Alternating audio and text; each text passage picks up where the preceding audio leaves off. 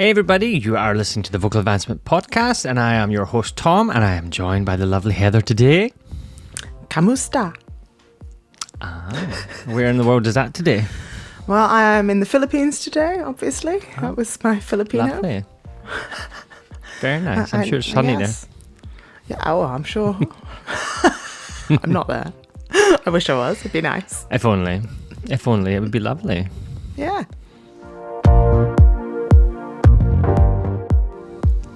How's things? Things are good. Things are good. The sun is shining today, actually, which makes a nice change. It's about time we had a bit of spring weather in the UK. It's been very wet and horrible. And how British is this of me that the first thing I want to talk about is the weather? I know. We'll complain if it's sunny or if it's wet or if it's windy or if it's rainy, you know. It's because it changes all the time. Every 5 minutes it's new. Like at the moment it's sunny, but you know, by the time I have to go and pick the kids up from school, it'll probably start raining again. It likes to time it just when all the parents are stood in the playground waiting for the kids. That's when the rain will come. Yeah. Heaven's open. Yeah, we were back to winter up here in Scotland. We had hailstones yesterday. We were sitting and fabulous. It was kind of cloudy, sunny, and then the next minute it was pitch black and it was hailstones for like 10 minutes. Yeah, and so it's sunny today, and then apparently it's going to be sleety, snowy later this afternoon with -2 tonight. Brilliant. So spring is on pause here. I know. Well, I can tell it's spring because the number of hay fever sufferers that have come into my studio over the last week, dripping, you know, noses dripping, eyes are dripping, everything's dripping. So you're like, okay, spring must be here. The pollen is out. The allergies are rife. It's been terrible. Are you a hay fever sufferer? I am, yeah. I've had it particularly bad this year. For some reason, I had a problem with my eye a couple of weeks ago, and so the allergies have really aggravated it. So like today, my eye is like, it feels like there's sand in it. It's so itchy. So I'm desperately trying not to scratch it because that just makes it worse. But yesterday I was trying to sing while making dinner and it was like swimming through phlegm. It was like, it's lovely. It's horrible, isn't it? It's horrible. I know. The problem Early with hay fever spring is you're kind of pollen. damned if you do and you're damned if you don't, because the hay fever's a pain in the arse if you're trying to sing. But the antihistamines that you're supposed to take to fix that dry you up so much that that's not ideal for singing either. So I know. Or they make you sleepy, you know. Although I just, you know, sleepy all the time anyway, I'm old. Now, I know when the hay fever season comes because my husband starts snoring 3 times louder than he normally does. Oh, lovely. So I don't get any sleep in hay fever season. So who's on today's podcast, Tom? Well, today we are talking to the lovely Gerald White, who is a session singer and voice teacher in LA and has been a long-time friend of IVA since we started. So he's done some wonderful things in his career. I'm very envious of some of the things that he's gotten to do. Eh? He's worked with everyone and done everything. It's very Lady cool. Lady Gaga and all that, Adele. Yes. And Big he's worked on Grammys. some huge films. He's basically, if you don't know what session singers tend to do, he just gets, you know, shipped in to form like a little choir to do all of the kind of background music as well as the forefront music in some amazing Hollywood films.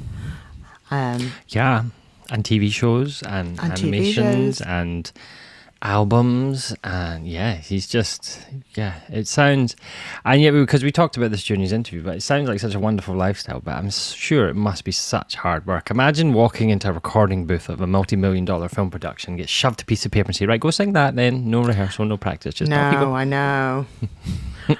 But it's very cool though. It's very cool. He's proper Mr. Hollywood, isn't he? Working with all the Hollywood bigwigs and whatnot. It's a cool, you know, sort of business to be in, and sort of business that a lot of singers aspire to do. I think we should go talk to Gerald, shouldn't we? We should, and we should just add a little note here that we had a little technical difficulty again in this recording of the podcast, but hopefully our wonderful video editor has managed to make it make sense between the problems that we had. So this will hopefully turn out all right. Yeah, I'm sure it'll be fine. It'll be Fingers crossed. fine. Yeah, and if not, we'll just have to get him back and grill him again. Well, I think we should do that anyway. He was a lot of fun to talk to. Yeah, he is. So anyway, here's Gerald, and let's see what he's got to say.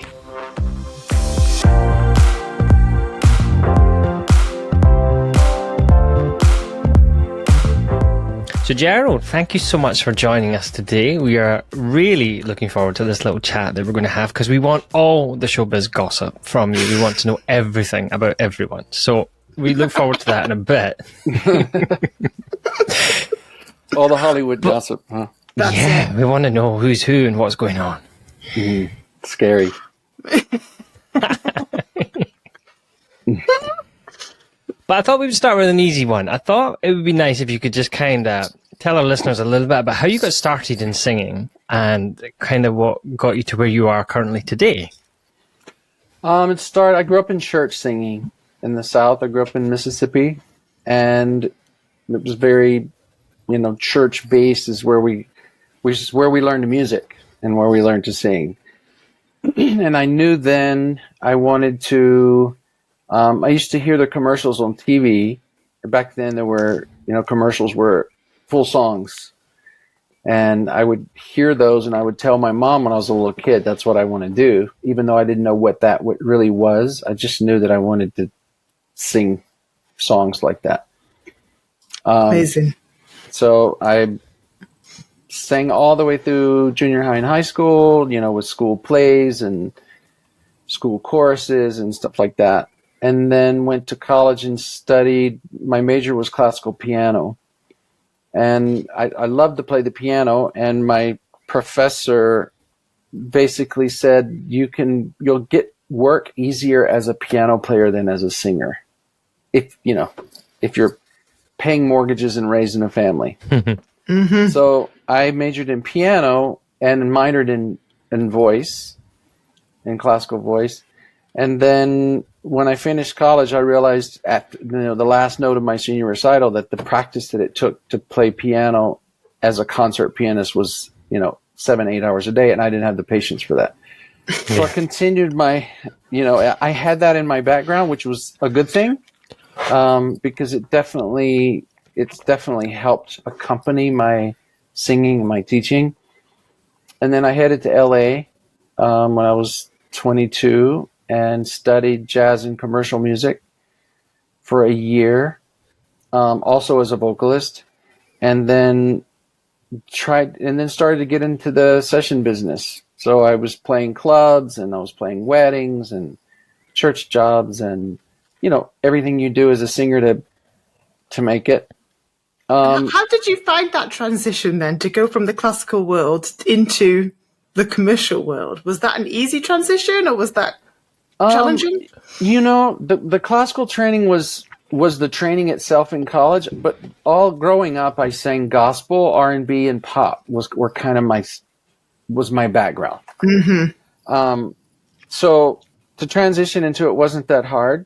I'm glad I had the classical foundation in the training, but it wasn't that hard to transition into it. The hardest part was getting in, getting in the business. And when I moved to LA too, I started teaching, mainly because a few friends said, I want to learn voice. And I was like, okay, why not? And I didn't know what I was doing. It's kind of like a lot of us start. And that's kind of where the whole training started for that. But I always kept that up on the side. And then as my session career started to dwindle, my teaching kind of grew. So it took a long time to get in, though. I mean, in LA, I was here 11 years before I actually got an official job doing what I do as a singer. And so how did you get that first official job? What happened? Did you meet someone? Did you know someone? I took two things. Because I had the training, I felt like I didn't need to take any more classes. Like somebody said, you need to go take a sight singing class. At the time, I thought, I have a degree. I don't need sight reading. And it wasn't necessarily being arrogant. I just thought, I've got all this training. Why should I go take this course? Well, I didn't know that this course that was offered at the Screen Actors Guild was a kind of an entrance in to get to meet all the people and see, where the connections were. So I finally took the class. One of the ladies that came as a class guest one day, the teacher introduced me to her and said, you should hire this guy. He's tenor and blah, blah, blah. She goes, great. I'll hire him in my next film, which is in 2 weeks, which felt like, how easy is that? Although I had tried to contact her for 7 years and never heard back anything. So it was all connection. It was all connection. And just finally getting to the right place to meet those people. Networking. Don't underestimate it. So you mentioned sight singing, Gerald, and years ago, I don't know if you remember, but you did a sight singing class for us at one of our very first conferences. But how has that helped you in the industry when it comes to walking into a studio and being handed a piece of paper? It's been crucial because most of the work that we do requires that we be able to read on the spot. We rarely ever get the music because of NDAs that we have to sign, and they don't want anybody to have the music ahead of time. So we'll go in and the music will be on the stand. We usually record, 15 to 25 song clips per session. Wow. So the sight reading was crucial, and it's something I learned to even do better once I got here. Like, as I mentioned earlier, to take that class, I thought, I can sight read. I sight read piano, but sight reading voice is a whole different thing. So in that class that I took, at the end, the guy that was teaching it decided to retire, and said, do you want to teach this? And so I started teaching it, kind of fumbling through in the beginning, but really learning along the way what were the obstacles that got in the way of people learning how to read. And why is it that people came in with degrees like I had, but could still not take a piece of music in front of you and just sing it straight? So it's a whole different process. But it's so necessary in what we do because it saves the producers and the production companies time and money. So that we don't have. So interesting. I'd never really thought about sight singing in that way. In my head, sight singing, I think choral. I think that's the only place where sight singing has its place is in the choral community. But that's fascinating that's how they work, and they just want you to just, here you go, do it. Right. Well, and in the paid choirs here in town, like the LA Master Chorale, some of the salaried choral groups require that because they can do a lot more music and not have to sit and teach parts during rehearsals. So, yeah. And so do you get a chance to, like, you walk into the studio, do you get a chance to rehearse once you've got the music, or is it like, here's a piece of paper straight to the mic? Straight to the mic. Straight to the mic and straight recording. We'll usually do one take or maybe two to kind of just get the gist of it, unless it's really difficult. If it's really difficult or we need like language coaching or something, we'll stop and rehearse. But normally we just start recording, and if we get a good take, we just keep going. So do you often get asked to sing things in different languages? Sometimes. Damn. Sometimes. And we usually have a coach. Like we just recently did a session about 4 weeks ago where it was some Mandarin. So we had a Mandarin coach. So we just do usually a few syllables that they have. It's not usually long, but they want us to sound, as a singer, you can get away with language more than when you talk. So you can hide. That's a tonal language as well. That's like, yeah. Tricky stuff. Yeah, tricky. You're just too good at this. I don't know. It just takes a lot. It's high pressure, but I like it.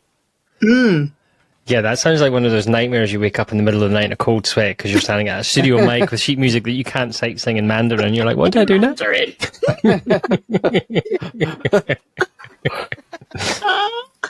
I love it. So Yeah. what's been your favourite project that you've worked on, Gerald? My favorite project was Happy Feet, because it's one of the rare instances where the orchestra was there, the choir was there. Oh, wow. Patti LaBelle was in one booth, and Yolanda Adams was in another booth. So the room is full of everybody doing their thing at one time, which doesn't really happen a lot. So that was fun. And we were watching the film, and trying to, As you were doing it? Yeah, as we were doing it, yeah. So it's fun to kind of watch how we're voicing the penguins as we go along.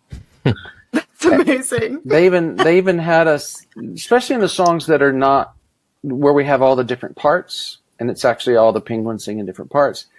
They didn't specifically give us a penguin, but they told us to find one on the screen and try to match as close as you could, so that so it would seem like when you're watching the film, it's exactly like it's supposed to be. That's amazing. I love that. So have you now named one of the penguins in that film? It's my penguin. That's right. Is that your penguin? I love that. Okay, so if that was your favourite job, Oh. Uh-oh. what was your least favourite job that you ever worked on? My least favorite job. Gosh, I don't know. I'll have to think about that one a little bit. Oh, that was a very politician answer. Yes. That was. I know it. I would say the live jobs where we're kind of the new thing now is video games. So video games are, you'll go to the arena like you were going to a concert, but it's a video game. So the kids fill the arena with 4,000 people. What? They put the video screen, somebody's playing a video game and they're all watching it. And while the video game's playing, we're doing the music for it. Wow. But a lot of times that's very, very little music. So you're sitting for 6 hours, 8 Watching hours. someone playing a computer game. Yeah. That's bizarre. Remind me never to buy my children's games console. Exactly. I do not want to sit through that.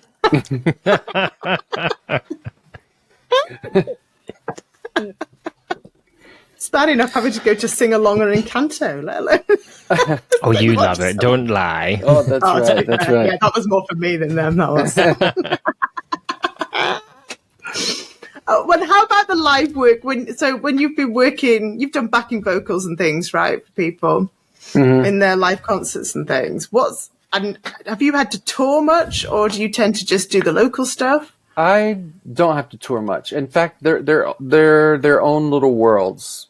Those groups are, there's the backup singer world, and then there's the album world of the album singers, and there's the film and TV world, which is more of the choral group stuff, which is what I do. Mm-hmm. So they each have their own circle of people, pretty much, because people in town don't want to have to hassle with the fact that you may be gone or not when they need you. Interesting. So the live stuff that's local, like the Hollywood Bowl or, the Grammys or the Oscars, stuff like that, uses the local group. So we don't have to tour. So do you find yourself working with the exact same people all the time? Exact same people. Oh, well, it's funny. changing now because of social media. Now when I got to LA, there was a group of, I would say 60 people that did all of the work for everything. Like the person singing backup for Michael Jackson on his album was the person singing, behind a jazz singer in another venue, or doing a choral thing for commercial and TV. It's the same group. Now, because we have access to so many singers through social media, everybody has an opportunity. Everybody has a recording studio. They're recording music for film and TV in their home. You don't have to go to Fox Studios anymore. You don't have to go to, the Bridge or like the big studios in town. You can do it at home on your in your own home. So, that's broadened the field to bring in all the new people. So there's more opportunity for more people, but there's less opportunity for the ones that are working to do as much work. So it's spread out, but it's less in that way. So are there ever kind of auditions, or is it just kind of, I'm just going to offer this person a job? It's never audition unless it's a solo. So let's say, like even in the Encanto movie, when they cast those roles in their vocalist roles, or they have somebody like that did the Hollywood Bowl version of that. They take all the movies and then do a live thing at the Hollywood Bowl. They'll audition those parts. But for group stuff, it's usually you have to get on the list of the contractor, and they're like agents. And they vet you basically more through referrals than anything else of people that have worked with you and just says, this guy or this girl can do this really well. And then they put you on the job. If you do well, then you'll stay on their list. So, and it's casting on their side, but when they call you, they're hiring. It's just straight out hiring. So they're doing let's say they're doing a Disney film and they need voices that can sound old school Disney, like the old Snow White sound. Then they'll look down their list and they'll go, oh, Heather can do that. Tom can do that. And then they just put you on the call. So they send you an email and you're booked for the gig. So there's no audition. Amazing. So you just got to get on that list. You got to get on that list. And you just got to get on that list. It took forever. I was in my mid-30s before I ever got on that list. It's hard to get in. So then, in your experience then, of most of the people who have gotten on that list, have they gotten there by knowing the right people? Yes. Absolutely. You have to have the talent, but there's a lot of people with talent. Yeah. When it comes to the end, it's more important than knowing, getting to the right people, them knowing that you're going to show up on time. You're going to be able to you keep your voice up all the time. We've had situations where people show up and I know this sounds really crazy, but they have body odor, and they're never hired again. Or they're not easy to get along with. Their voice is amazing, but you never see them again. So it's kind of that whole list of you're dependable, you show up on time, you're going to keep your mouth shut, your voice is going to be in shape, and you won't show up for the job unless it's ready to go. Have you experienced people turn up for the job with the voice not quite in the right state for it? Oh yeah. You don't see them back, especially if it's a technique thing where they just can't control their voice. If somebody has a cold, that's kind of a different issue. But then again, you would turn the job down if you know you can't, produce.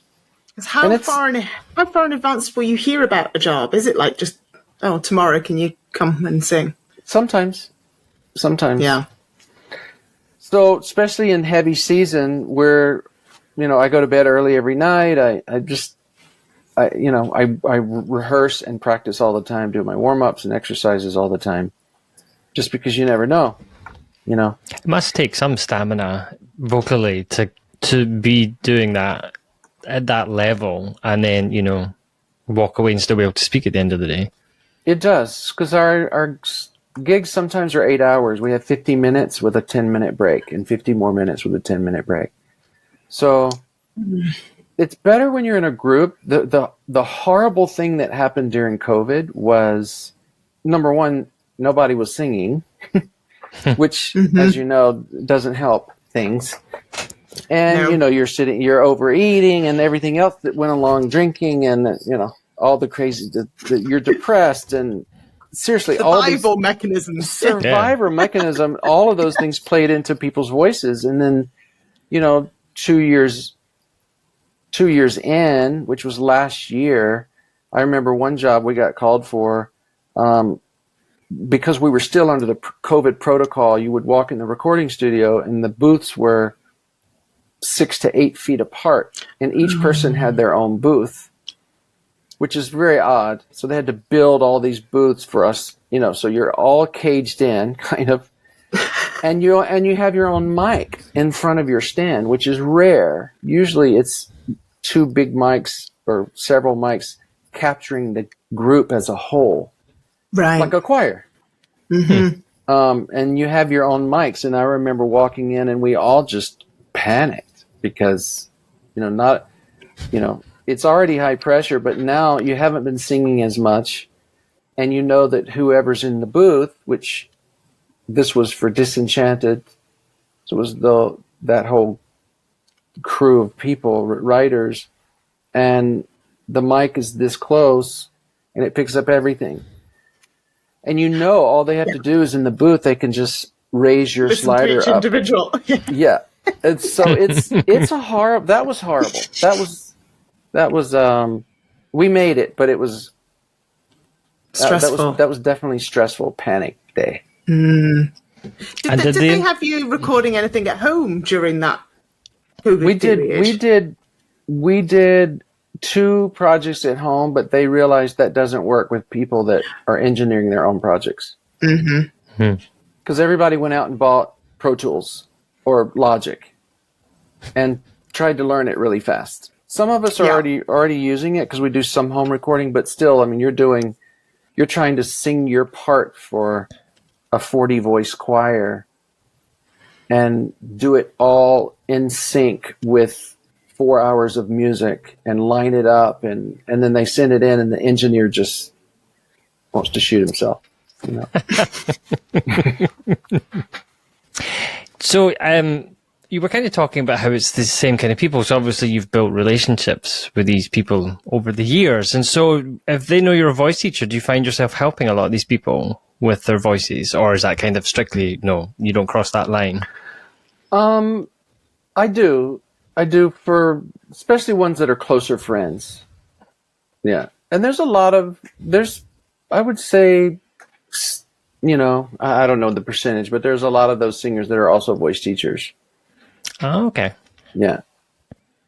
And I think the same in my case. I started doing it, 30 years ago because it was just a way to make money, and, it kind of started that way. And then I realized along the way I needed to get certified and actually learn what I'm doing.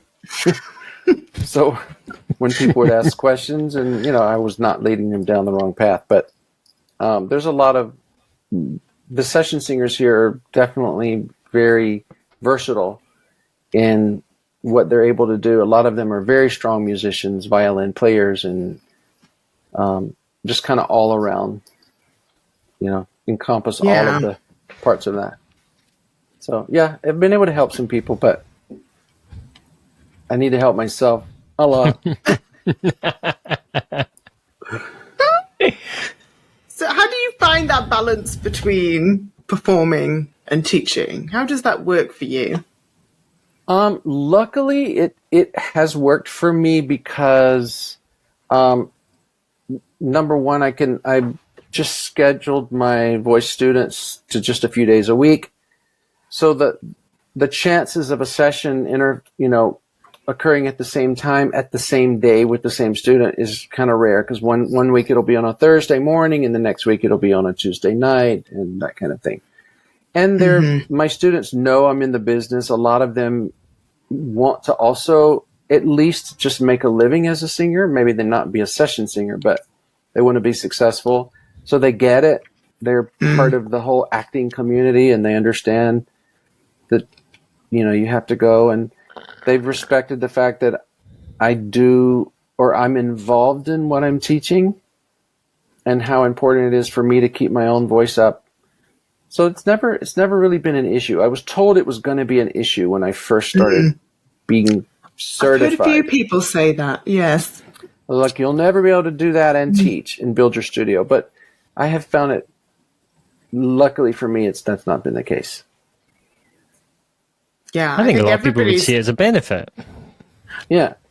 Yeah, and everybody's situation is unique. So, there is no one size fits all. Everybody's got to kind of figure out what works for them and their life. And Right. Right. And they both But help you- each other. You know, teaching helps the sessions, and doing the session work and having to do different styles and be classical one day and be a Disney pop sound one day or whatever definitely helps me to teach better for my students. Yeah, you can walk in their shoes, so to speak. Yeah. Yeah. I do Yeah, remember. Go on. Ahead. I was just going to say, I do remember years ago when we were all in that other organisation we used to be in, and that other organisation that we don't speak of, and somebody had sent me a link to your website, and it was all the different style samples that you had done. So I don't know if you even remember that. I mean, that was quite a while ago, but I remember listening to it all thinking, wow, like that's just an incredible talent to be so authentic sounding on these styles, you know, and then but it just must be second nature to you now, eh? Well, it's challenging for me. I'm not really a sound alike, so I can sing in the style of, like, I'm more of a group singer where I can do choral. I can do, a group of 16 singers that's going to sing a pop song for Glee or something like that. That's adaptable for me, but if they called me up and said, we want you to sound like Josh Groban or sound like Stevie Wonder or something, I couldn't do that. So what I learned to do was just be the best at being in a style, but I still sound like me, as opposed to some singers I work with are so good at it and so versatile that it sounds literally like a different voice. Wow. So the one you played that day was different styles that I have to do as good as I can, but it still sounds like me doing them. If that makes any sense. Where some of the people I work with, literally, it's like, oh wow, is that a different person? So I keep hearing, and it kind of seems to be like a trending thing amongst the voice community, that cross training the voice is the be all and end all, i.e., that all singers should really be dabbling in both more kind of classical operatic sounds as well as contemporary commercial sounds. And that seems to be kind of what your career is. Do you feel like the constant switching from one style into another is beneficial for your voice in general, or do you find that it's, quite challenging and tiring on your voice? Oh, that has a lot of pieces to it. Yeah. One thing that I found was that whatever somebody has sung growing up is what they sound really good as an adult. In other words, a singer will come to me and they want to be a session singer, and I'll say, well, what do you do? What do you sing the best? And sometimes they say, well, I don't know. I can sing classical, and I can sing Broadway, and I can sing country, and being able to just sing the song is one thing, but be able to sound like that style is very specific. So I'll ask them, what have you sung your entire life? And sometimes they'll say, oh, I've sung classical and I studied classical. And I think, well, that's probably where you land and are going to be the strongest, because as you know, over time, your muscles and you kind of acclimate to that style and that sound. And it's, for some people, it's really hard to change it. So I have a few that I do well. There's a few that I don't do well at all. It's a funny story. I grew up in the South, but I didn't sing country music at all growing up. In Mississippi, you would think that's all we heard on the radio, but I was listening to Journey and to Boston and to, classical stuff, and my parents had albums of different singers. So I didn't ever sing country. I got to LA, and one of the first gigs I had was a guy. I was referred for a gig because they assumed that I could sing country because my accent used to be really slow. And I talked to the guy on the phone, and he said, oh, you're going to be perfect. Oh my God, this is the greatest thing. So I show up for the session, and I tried to sing country, and he stopped me halfway through, and he said, I'm going to have to let you go. You can't. You don't sound country. You talk country, but you don't sound it. Oh no! When you sing. So it was an eye opener for me, like to it's something. If you've done it a lot growing up, then if all you've sung is pop music or Broadway your entire life, and then all of a sudden you're going to be a classical singer, I find that it's really hard for especially after being an adult. It's hard for that person to change it. Also, if you're going to be a classical singer like here, I remember a specific example where one of the singers I worked with, she was new to town. She's the top soprano in town right now. She does mostly classical. She sings with the master chorale. And she could belt a mean Aretha Franklin when I met her. The problem was, or the issue I should say, was that she was singing in clubs every night, belting Aretha Franklin songs. And then she was wanting to be hired to sing high C's and float them really lightly and very pure. Well, you can't, from my experience in watching singers, you can't be belting every night after night after night, doing that kind of music, and then show up on the LA opera stage and sing beautiful high floaty tones all the time. It's a different muscle production. So she had to decide at some point if that's what she was really going to do. She had to give most of her time to that and leave the other stuff for somebody else, which doesn't, and she can still do it, but she knows that'll take away from her ability to live in that classical choral sound. So I think it's interesting. To go back to your question, you can do it all, and it definitely helps the versatility in your voice, but it requires a different production, obviously. And you're belting, like in the session world, we would do several different sessions a day that always start with classical first, and then move to pop, and then move to rock or blues or stuff later. Because if you did it in reverse, your classical voice wouldn't sound like it was supposed to.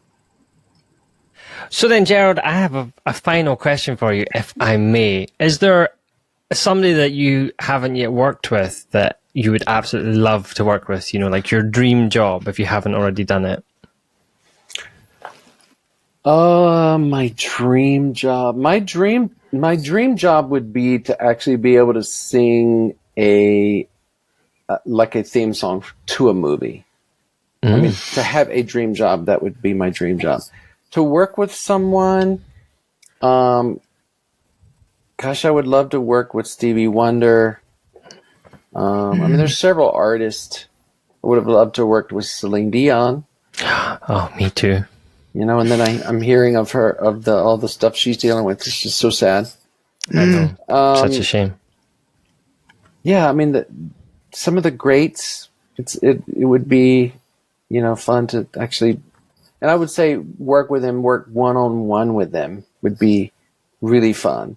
Like I've sung backup for Adele and Lady Gaga, but it's always been from a distance. You never really even meet them. You're in a group and you're ushered in and you've learned the parts separately. And so I've sort of worked with them, but that's not, not really personal. I'd love to get to know some of them personally. Still exciting, though. I would quite happy to do that for Celine Dion, Yeah. Just hide in the background and wave. Yeah, exactly. Call me if you want some lessons. Right. I love it. Promptly fired. And that's why we don't do session singing, Tom. We wouldn't survive more than one job. Unprofessional. Don't have them back. You should. Do you have to restrain yourself from going, can we have a selfie constantly?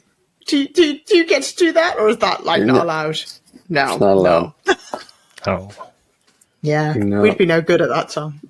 I know. Although I do laugh. I sometimes, I don't know if you're familiar with Natalie Weiss, but when she was recording like session stuff for The Greatest Showman, she's singing at her booth when they're doing it for the studio presenters, and she's like this with the phone. She's like with her phone filming the room, and just have to chuckle.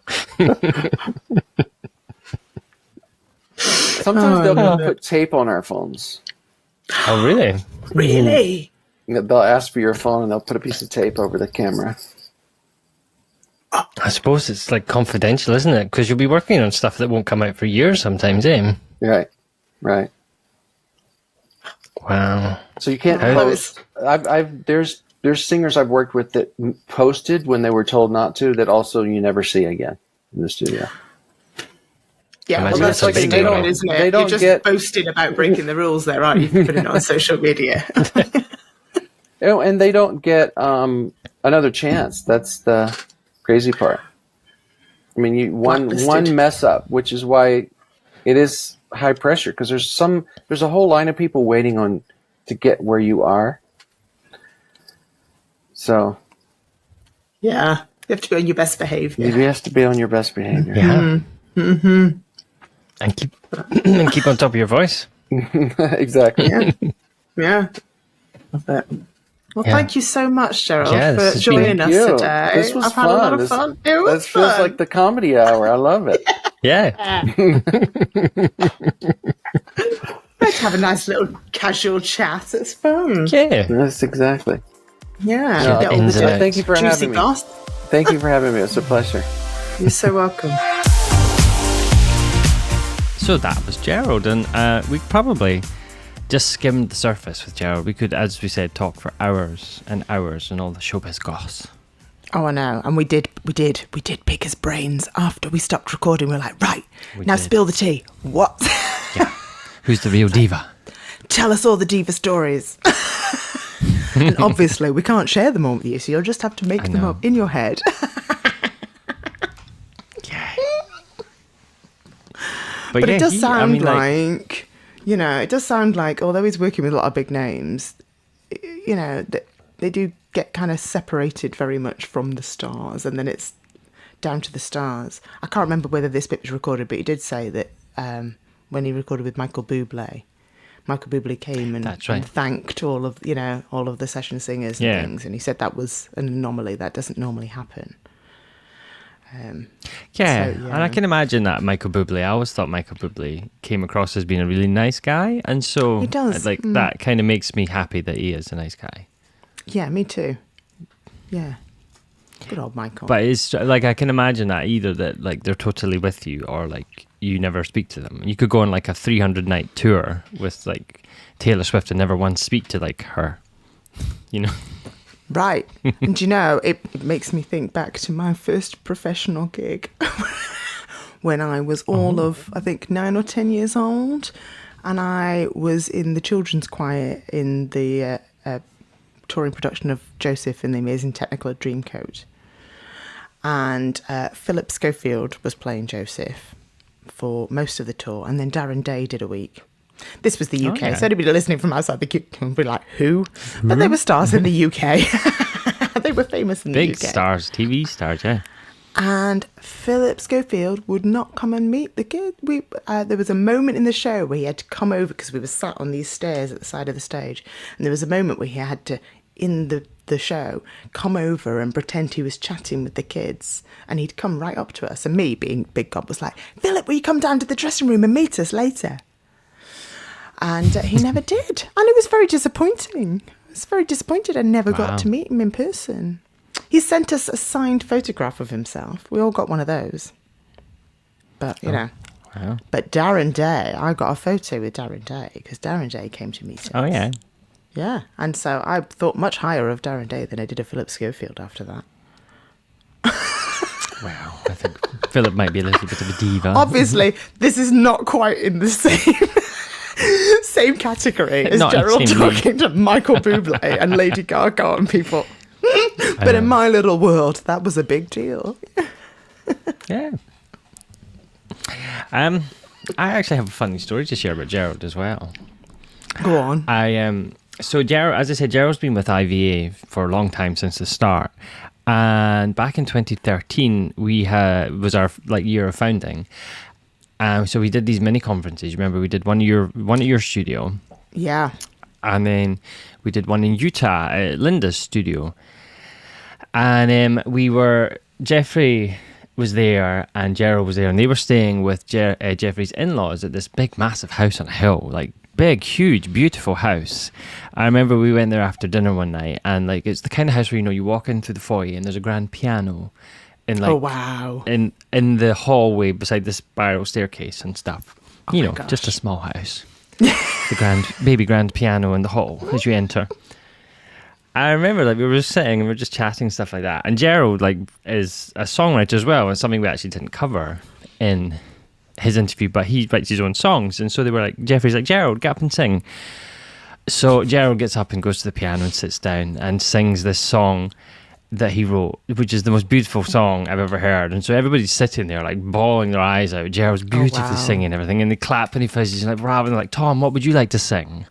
Of course, inside just like immediately waiting on the sofa to just swallow me up. I was like, never in a month of Sundays will go after Gerald to sing. No. Mm-mm. Nobody with any sense would go after Gerald to sing. That man has the most phenomenal voice.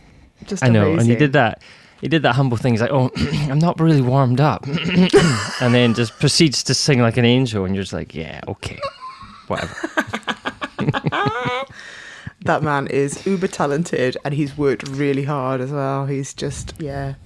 It doesn't surprise me that he gets that success. And he's a nice guy, which doesn't always follow, does it? When people are very successful, they're not always a nice guy. But as he was saying, that is actually one of the things that gets him hired again and again, is because people like to work with him. So don't underestimate the value of being a nice person. Oh, absolutely. I have a friend that works in the industry, and she's always talking about like people come in and they have the wrong attitude, and you know, the producers or the directors of the film or whatever project she's working on immediately just switch off from that person. They're not interested, and then you never see them again because they're just deemed as they don't have the attitude to work on a production. So having the right attitude when you're on these things, you know, because it's more than just being professional. Like Gerald said, you know, like not having body odor and the way that you conduct yourself, turning up on time, being prepared, being ready to go. And, you know, it's a whole thing before you even step in the booth. Like, Absolutely. But still be fun. It's great. You So, know, I can make sure we deodorant before I go in. Yeah, I was going to say. That's it, double up on the deodorant, just in case. Not too much aftershave, though. Oh, gosh, no. You don't want to make people feel sick with that.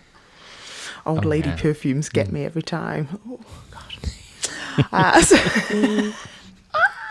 So, who is coming up on our next episode, Tom? Well, in our next episode, we have the lovely Marcy Rosenberg joining us for a little bit of a chat. And she did a webinar back for us back in January that was really, really interesting about the voice and health. And so look forward to having a nice little chat with her about vocal health and all that kind of stuff. Absolutely. That should be an interesting one. And it was a great webinar as well. Yeah. So before we finish up today, I think last episode we dangled a bit of a carrot and we said we'd be discussing a little bit more about some of our guest speakers who were going to be attending our online conferences this year. Oh, yes. Yeah, so we talked about the American conference, and so we have 2 other dates for conferences coming up. So we're having Kim Chandler is joining us for our European conference. Amazing. To do one of her classes, which will be very interesting to see, because she's another one who works heavily in the industry. You know, I've seen her pop up on Strictly Come Dancing, doing backing vocals for Rod Stewart and that kind of stuff. So she's doing a very musical class, which will be quite interesting to see how she handles musically the scales and things while working on a voice. So I'm quite interested by that one. And then Stephanie is bringing one of her students along, Aista Blackman, who is a professional musical theatre performer from Germany. So she's coming along to talk about what it's like to be working in the industry and how she handles it, you know, the 9 shows a week and keeping her voice healthy and in tip-top shape and all the stuff that she does to, you know, ensure that she continues to have success in her career. So that will be, I always think it's really nice to talk to people like that and get the kind of behind the scenes, like, you know, because I'm going to the theatre tomorrow night to see a show, and it's like you just turn up and you sit with your wine and your drink and everything, and you're just there, but backstage there's like a hive of activity, people like warming up and getting ready and makeup and hair and everything, and you just kind of forget all that. So absolutely, I love behind the scenes. I'm so nosy. Yes, I know, me too. That's my favourite thing to watch on TikTok, is those sorts of videos of people, oh yes, you know, backstage and what they get up to when they're not on stage. Oh, yeah, you know what? When you mention that, I have a guilty pleasure that I love watching on TikTok backstage is quick changes. Yes. I love watching the quick changes in shows. Like there's a quick change in, is it Into the Heights, or it's like one of those shows, there's like a 20-second costume change for the lead male, and it's crazy watching like 6 people descend upon him as they like throw everything off and throw everything on and shove him back on stage. I love it. So basically what you're telling people is you like watching men strip. Well, anybody quick change. I'm not, well, yeah. Sorry, I couldn't help myself. Tom's blushing now. I used to hate. I used to have to do quick changes as well. So when we used to do shows, so I used to be in a performing dance troupe that used to tour around the UK and Europe. That's right, you were. Yeah, and we used to have to do a dance, sweetie and yeah. Yes, and so like we used to have to do these quick changes, and I remember one day I was late to this venue because we got stuck, and like forgot I had. I mean, literally, it was like a 25-second quick change, like shirt, shoes, a cummerbund and stuff, and so like wandered off stage and was like literally like walking on stage trying to button up my shirt, and like halfway through the performance realised that my fly was down because I had just been like, so focused on getting my shirt on. Oops. Audience got more than they bargained for that night. They did, yes. Thankfully, there was a moment in the performance I was able to turn around and rectify the situation, but oh dear. Brilliant. Front row seats, my goodness. Yeah, so those are our guest speakers, but we also have, if you remember, Mel Toy's coming back to do a session for us as well. Yes, fantastic. And she's tailoring that for teachers working with their singers, which is going to be great. And then we have one of our other ambassadors, Renee Marana. She is coming in with one of her colleagues in SLP, and they're going to do a joint voice care session, which I think will be really interesting to see how what we do bounces off of what the SLP does and how they work together as a team for singers. Absolutely. So I'm looking forward to that as well. Yeah. Oh, it's going to be very exciting. Lots of good stuff. And then obviously our conferences are also full of really practical, applicable skill training that all of our teachers have to go through. So amongst all of these guest speakers, there's going to be lots of classes where teachers will be team teaching. They'll be practicing their listening skills, analysing voices, figuring out what exercises do what for what voices. So it's going to be jam-packed full of stuff. So I am excited. Yes, I'm looking forward to it as well. And like, because we have this ethos, don't we, that whenever we put this conference schedule together, it's always like practical first. And so when we get a guest speaker and they're like, what do you want me to do in the 90 minutes? We're like, well, we really like practical demonstrations. We don't just want to hear you talk for 90 minutes. We want to see it in action so that we can figure it out and stuff like that. So our conference is just full of practical stuff. And, which is, I love that. Yeah, it's great. And it's so much, I think it's such a great way to learn as well. You're not just sitting taking notes, like actually putting it into practice when you're learning it. Like I think it's better for retention and for development of the skill. Yeah, I totally agree. Absolutely. You've got to get in there and do stuff to really get to grips with it, haven't you? So we said we've got Marcy coming up on our next episode, Tom, but if people don't want to miss the next episode, what do they need to do? Oh, well, we need to get yourself to wherever you enjoy consuming your podcasts and search for the Vocal Advancement Podcast, and then make sure you hit the follow or subscribe button.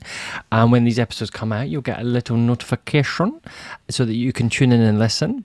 And we forgot to ask Gerald, I just realised this, but we will put links to Gerald's website and his sight singing stuff and everything in our show notes so that you can find out about Gerald, because he does have sight singing courses if that interests you, which are really great.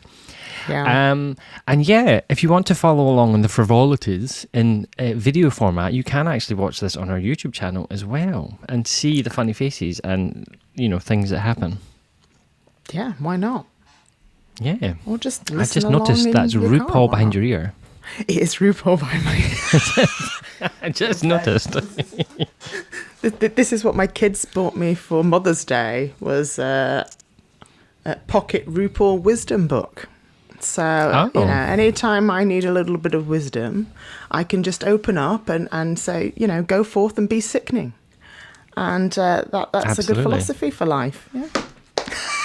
From the Book of Rue. From the Book of Rue. We're a big fan here. Well, on that note, I hope you all have a sickening day. And for those who Yes. don't know what that means, it's a good thing. It's a good thing. It's a very good thing. Thank you for joining us yes. today. Yeah, thank you for listening to our rabbit hole journeys, and we'll see you in our next episode. We will.